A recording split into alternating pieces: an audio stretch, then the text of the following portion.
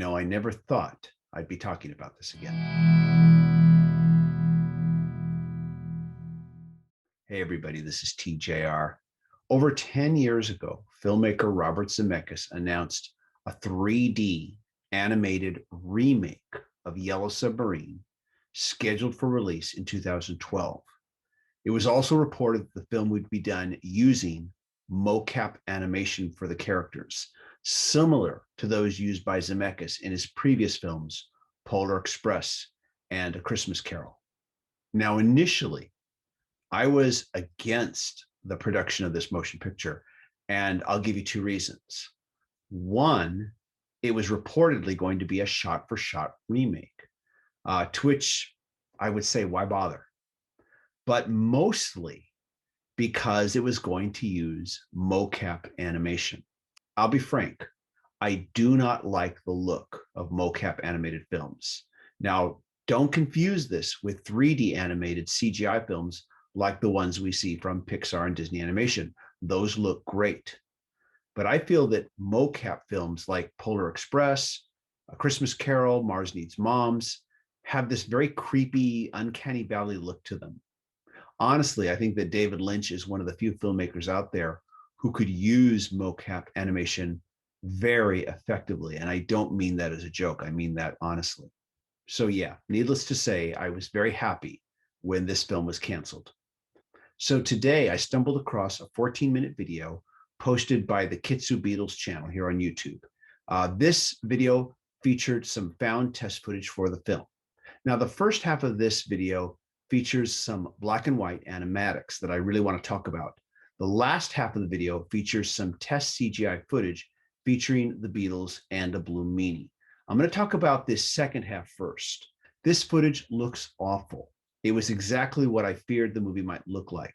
But to be fair, it's only test footage. In my lifetime, I've seen lots of terrible looking previs footage for movies whose end product looked fantastic. Additionally, I also found some concept art on a website called Lost Media Wiki that showed location concept art that looks fantastic, but unfortunately, character concept art that once again looks very creepy and inappropriate for Yellow Submarine. So getting back to the animatics, well, first of all, they're hand drawn. They are among some of the best looking animatics I've had the pleasure of seeing.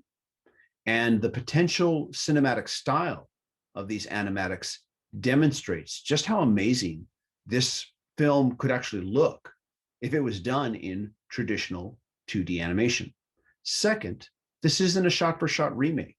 These clips clearly demonstrate that this movie was going to be a reimagining, that it would use visual cues that you remember from the original and then put some very different spins on it. The opening Sgt. Pepper sequence is awesome, but the Eleanor Rigby sequence, even as a simple black and white animatic, is astounding. Again, as much as I didn't like the CGI mocap test footage at the end of this video, these hand-drawn animatic sequences had me really saying to myself, wow, I would really like to see this movie. And that's something I thought I would never say. Now, after this film was canceled by Disney, Zemeckis was free to shop the idea to other studios. He never did, but who knows? Perhaps these were leaked because Disney or some other studio is thinking about reviving the project. Then again, perhaps it's just coincidence.